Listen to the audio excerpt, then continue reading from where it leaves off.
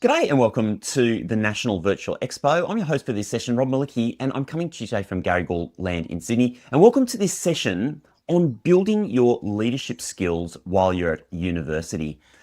If you're joining us live for this session, you can ask any questions that you might have as we're going in the chat. So it's somewhere on your screen or on your phone, depending on where you are.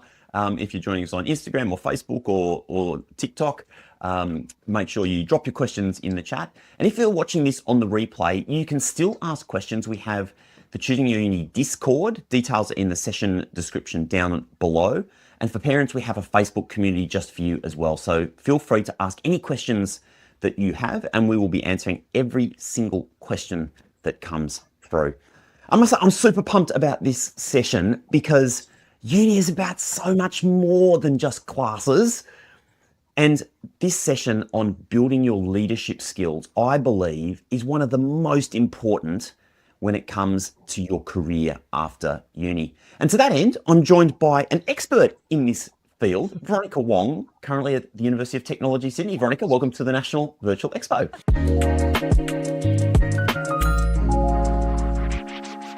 Thanks for having me, Rob. I'm really excited for our chat. I'm super pumped. And as I was just saying, I think when most people think about university, if they have a perception of it, they're probably thinking about the academic side of things first and foremost. But it is about so much more than just classes, isn't it? 100%. I mean, I often look at university as a microcosm of the real world. And there's so much that you can learn in that safe space of testing. It's like a sandpit, really. It's testing your skills, testing your way you make friends. It's a really great way to learn things in a much safer environment than in that big, wide, real world, as we sometimes call it. I love that. Yeah, it really is. It is a sandpit, and it is a place where you get to try new things that you might not otherwise have done. And so if we're talking about like building leadership skills, and first, actually, let's back up. Why are developing those kind of skills important for somebody that's going through university? Why are those skills important to begin with?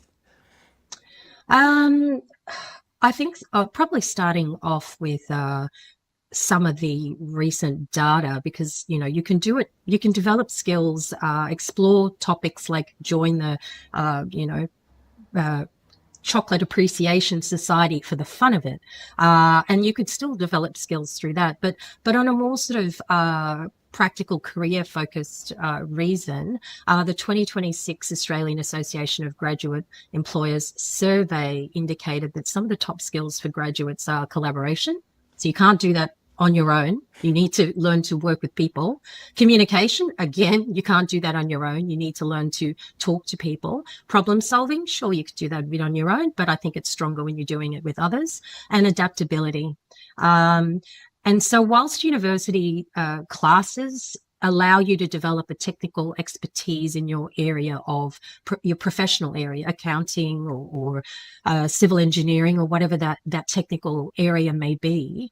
You can't just practice that alone, you in a bubble. When you go out into the world of work, you need to be able to practice that in a wider context, with other people, with offices in other countries, perhaps with other sectors. And so all these skills are really, really important. And these are the skills that employers have recently said are some of the most important.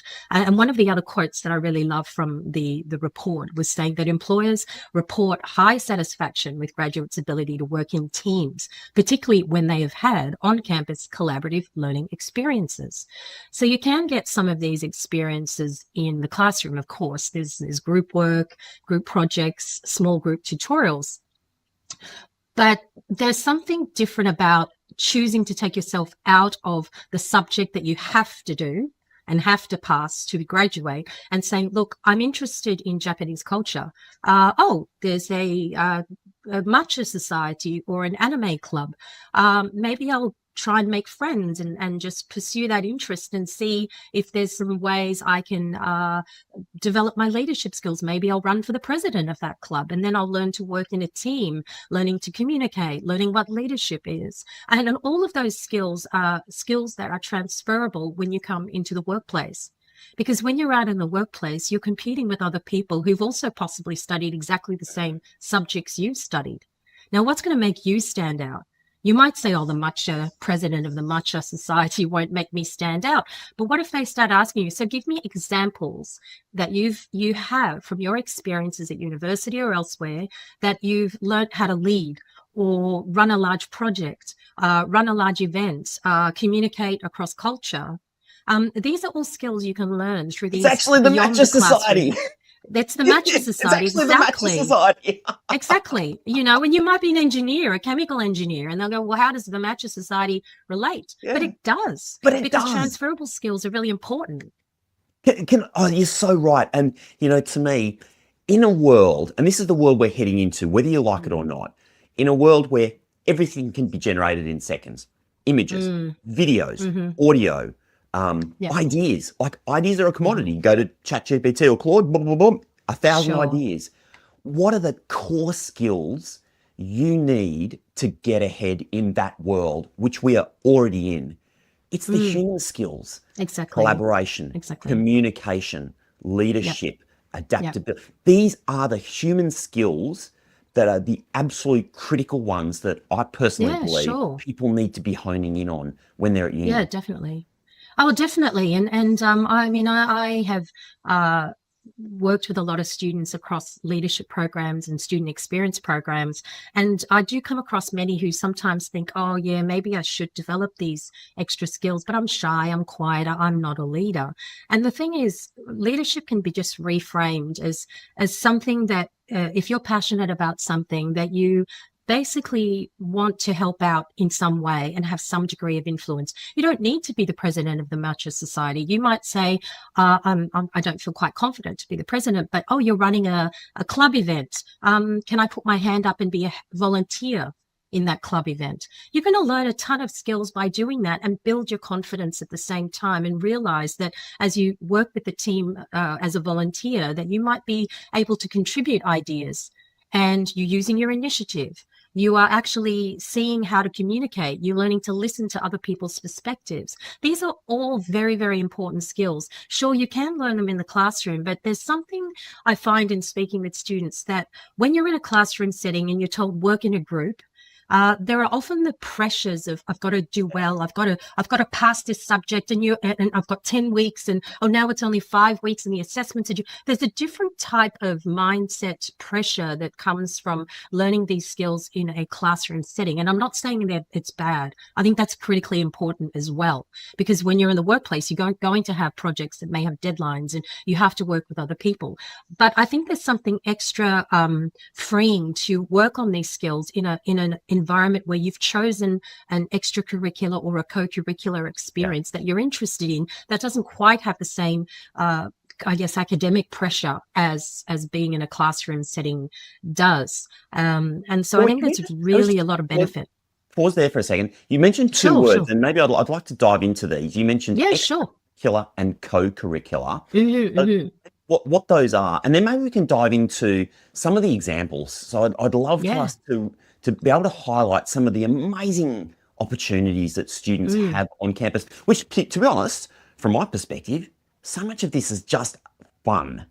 You know, Yeah. Yeah. volunteering, Yeah. clubs, like all this stuff is Yeah. working in a lab. It's fun, Yeah. but you're developing skills as you go. Of But we'll course. get to that in a sec. Yeah. Co-curricular and extracurricular. Could you just explain what Yeah, those mean for people who haven't sure, heard them? sure, sure, sure.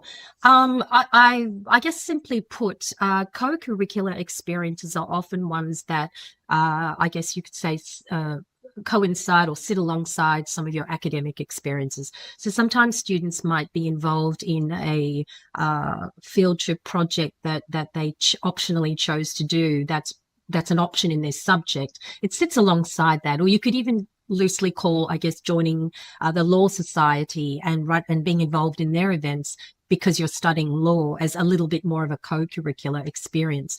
An extracurricular experience can give you all the same benefits that those other co-curricular experiences can, but it's something completely additional. You didn't have to do it. It may even not be related to your chemical engineering degree that you want to become the president of the Matcha Society, but it's something that you're interested in doing, and so it's extra in addition to your main area of study.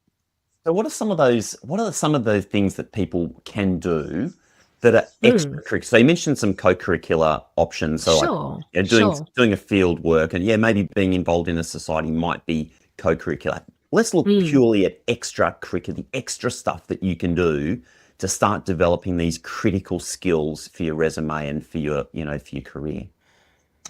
Well, I want to go back quickly to what you said that, a lot of these clubs and other opportunities just look like fun. And you might think, do I even have time for fun at university? I'm coming through, I'm going to run right through to get my job and work and go into the workplace. They are fun. They are meant to have elements of fun, but they are also spaces for you to actually learn a range of different skills. So you can jump into volunteering. Mhm. And I think most universities have some form of volunteering program that either might be a standalone program on its own for volunteering, or it could just be that it's you're in a club and they say, can we have volunteers to help with the artwork to promote an activity? It could be any sort of volunteering that you like. I think if you're a new student and you're thinking, well, what can I do? Usually universities, when they have their big orientation events, will promote all the fun, what looks like the fun stuff. But underneath all the fun stuff, there could be opportunities for you to actually further deepen your career interests or your professional or personal interests. And so I think the best thing is just to look out there at what's available, and often initially maybe joining experiences that you think are interesting. So you could join the Chocolate Appreciation Society. You could join the Creative Arts Society. You could join the Students for Sustainability Society. These could all be areas of interest for you. And so you might join initially because you want to be with like-minded people who are interested in those topics. But after that, you could maybe find ways of getting more involved, not just attending events, learning to network and make friends, but you might say, hey, I think I'm ready to take the next step up when the next round of elections come up with most of these organizations where they're looking for the next year's president. You might say, hey, I think I've really enjoyed my 6, 8, 12 months here. I think I'm ready to work with a few of the people I've networked with, made friends with, and we will become a new leadership team. So I think it's really testing things out. And there's most of the time there are the costs aren't usually high, if any. Many universities offer these experiences for free.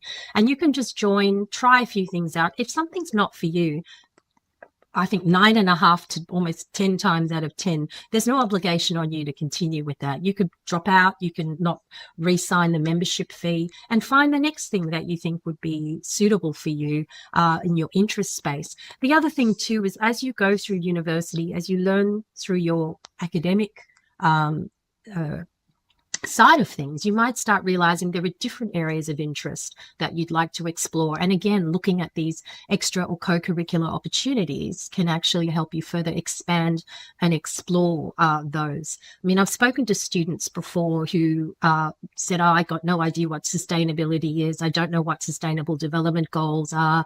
You know, yeah, I know there's a recycling bin.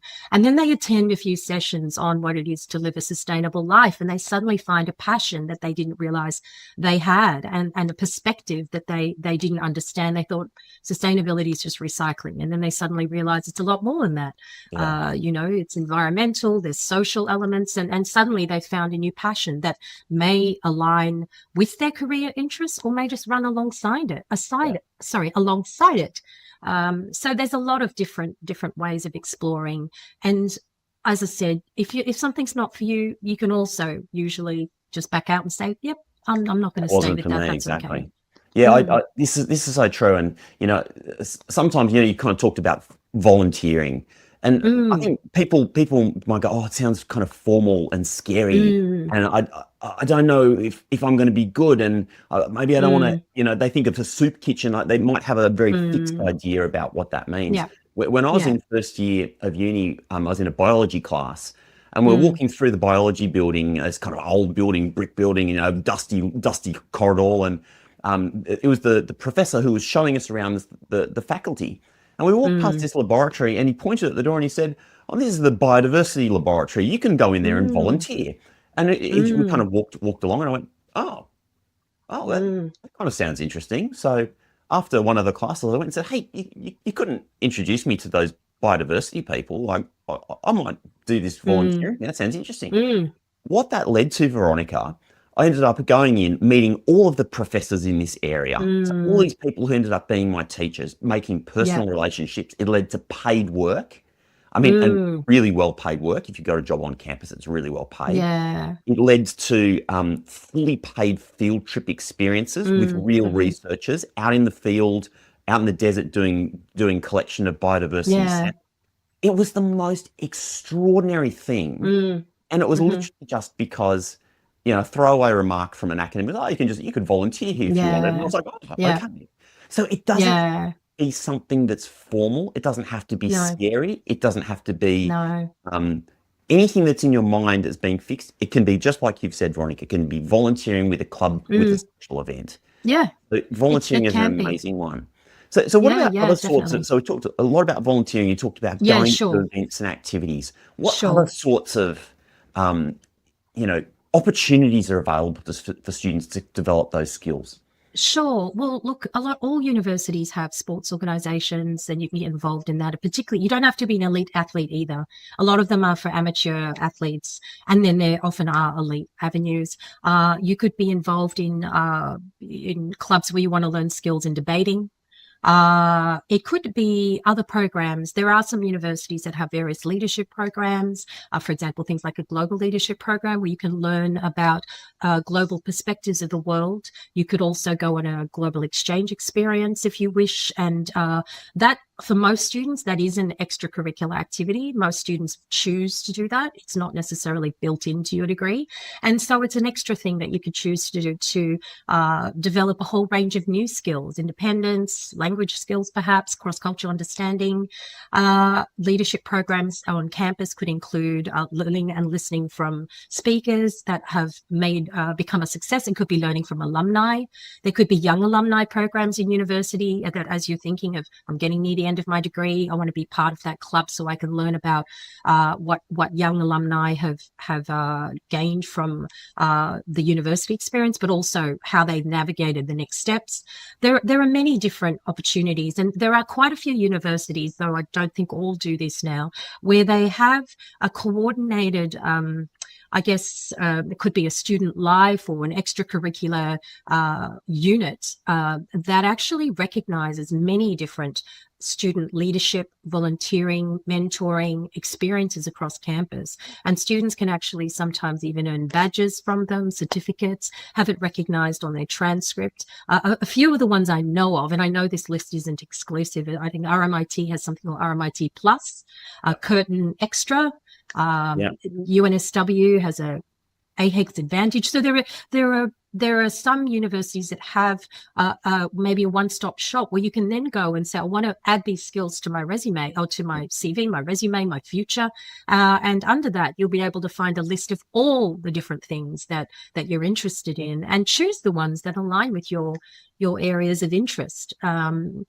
It doesn't have to be scary. I think one of the biggest things that I've learned personally, but also looking and talking to so many students over the years of the work I've done, is that, you never know what's behind that door. You can't look at this door and you think, oh my gosh, it's scary, I don't know. You know that if you don't open it, you're where you are. And there's what's there. But of course, opening that door could lead to so many opportunities, such as what you shared. And so sometimes it's worth opening that door.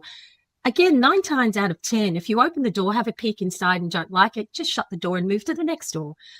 So it doesn't have to be scary. It's really a time, as I said, going back to what I said at the start about universities and microcosm of the bigger wide world. And it's a sandpit. It's your play area. Just explore, learn, develop yourself as a multi-dimensional person, not just someone who is an expert in their academic field. Become multidimensional. It's so important to just to define. So if you're people listening along, watching along, you mentioned alumni. So alumni, if you're not familiar with that term, they're graduates of universities. So universities do encourage you, once you finish your degree, to stay involved, and so you can already get involved in some of that stuff before you finish your degree.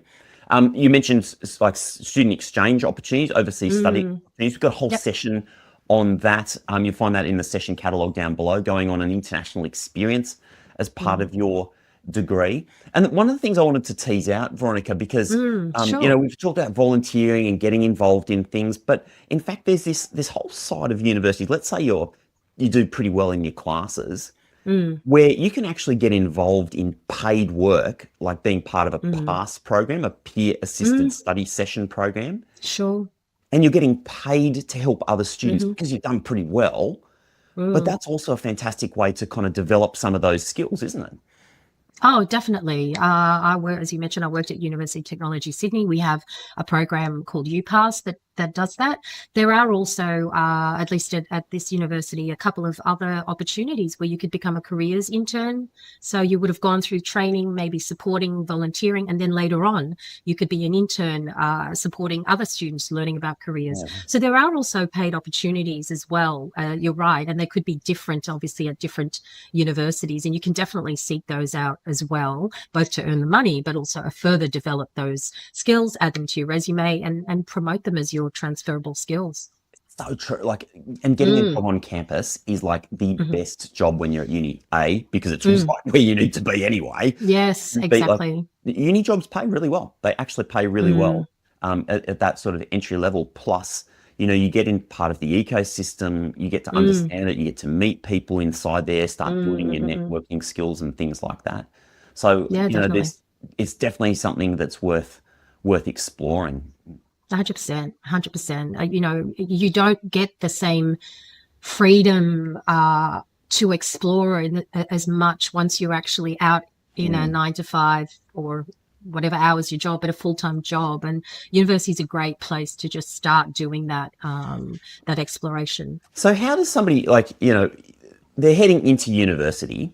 Some of this stuff can obviously happen organically, like my experience walking down the hallway in the biology building and ending up volunteering for a lab. But we can also do this by design too. So if somebody wanted to be methodical about trying to pick out some experiences, what advice would you have for them about how to design an experience to kind of level up these kind of core skills? I think if you're looking, once you get it, you can start doing some of that research before you start uni, because most universities do have these types of opportunities advertised on their website. So if you already know that you're interested in a potentially interested in, just say you are passionate about sustainability, you think I want to be at a university also promoting that amongst students, you can then look up to see what the uni's already doing in that space, look at the club site and see if there are some clubs already in that space that you can join. But definitely attending the orientation. I do know there are students, a lot of students who don't, and it could be because you already have your friend group and think I'm kind of set, we'll just figure it out. But I think attending orientation, especially clubs days, where a lot of organizations are promoted, not just the clubs, but also it could be, other types of groups that are promoted. And then you get to explore and see what's out there. Orientations usually also have information sessions, and you might look at the list a little bit like this expo, Yeah, Rob, definitely. actually, and you 100%. go, hang on, I like that topic. Maybe I'll go along to that talk. And one of the biggest things I'd say is that it can be easy if you do come with a group of your own friends to the same uni that you think, oh, we'll just stick together. Of course, I'm not saying abandon your friendships, but if you are interested in something, be a little brave and maybe say, oh, guys, I'm just going to head off to this talk. Anyone interested? They go, nah, not interested. Doesn't matter. Explore, be a little bit brave, stretch your wings, and look at things that interest you, mark them down, attend first meetings, sign up for different things. I do know students who sign up at orientation to 10 clubs, and usually after half a year, they've narrowed it down to only a couple, Yeah. but that's okay. Sign up Yeah. and explore. I think it's really important to be curious. Curiosity is amazing skill, very important skill. And just ask questions, look around, explore. And that's one way of being intentional. And if you like what you find in that particular experience, that extra or co-curricular experience, then think, well, I've learned to be it, I've made friends. What can I start giving back? I think we talked a bit at the start about leadership skill development, and leadership isn't done in isolation. Leadership has to be done with others. And so you might at some point find a way of giving back. And if you think about it, if you're looking again at uni as just a path to your career, think about in the future when one day you're no longer an entry-level employee. You're going to hopefully become a manager, maybe a director, run your own business, whatever. You need leadership skills. Why not start small by 6 months in, a year in, enjoying the matcha club. Year 2, I'm going to become the president or one of the officers, and you're developing those skills that you will use somewhere down the track in your career. So be intentional in that way, and have a think about what aligns with your personal interests, your career goals, and then just intentionally plot that path towards that area of interest. Yeah, absolutely. I love that. And another reason I feel is compelling to actually going and doing this and being methodical is that every university has got scholarships available. They've got prizes available so that Definitely. people who contribute and who do well in particular areas, which may be academic, but it can also be these extracurricular areas. There are like rich rewards on offer in terms of prizes that go on your resume, money in terms of scholarships and other things. So there is a real incentive to go and do it. We're running very close to time. I just want to call out one more session, Veronica, that's so relevant to what you were just talking about. I did a great session earlier in the week with Jemima Dunn, who is an actress and a musician now over in London. And we were talking a lot about like, what's uni all about anyway? But we ended up talking a lot about making friends. And I know that's such a big thing for most people. In fact, the research shows it's the number one concern about people starting uni is they're wondering how am I going to make friends? So if that's something that's on your mind, and maybe, as Veronica and I are talking about getting involved in all of these things, and it sounds really overwhelming and kind of scary, go back and watch that session with Jemima Dunn. It's called What's Uni All About Anyway? And we really dive into detail about how to make friends at uni, and including going through some of these experiences that Veronica, you and I have been talking about, because I think you know it and you've seen it in your career. Yeah, definitely. What a way to make friends just by getting involved in these things. 100%. 100%. Awesome. Well, Veronica, thank you so much for joining me at the National Virtual Expo. My guest has been Veronica Wong from the University of Technology, Sydney. Lots more sessions, ladies and gentlemen, all details down in the session catalogue. And same thing, if you watch this on the replay, you've got questions, very specific questions about your personal case, or just general questions about uni, jump on either the Discord or the Facebook group, and we'll make sure that you get an answer. Veronica, always great to chat with you. Thank you. Yeah, lovely to chat with you, Rob. Thank you. Bye. I got my first grade at uni, and I just laughed out loud.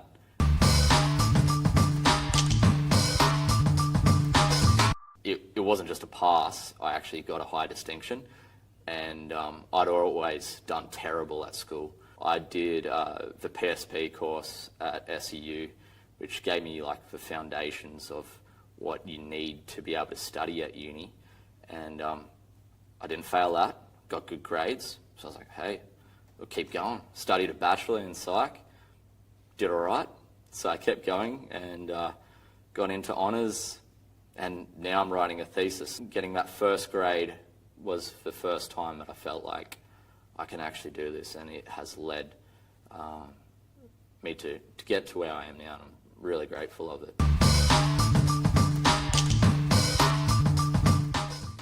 Well, I hope you got something out of this session. And if you have any questions at all, you can head to choosingyouruni.com and ask Lumen. Lumen is your AI guide who knows about every university, every pathway, every option that we've talked about throughout this virtual expo. And Lumen is available to talk to you 24/7. So it's ready when you are.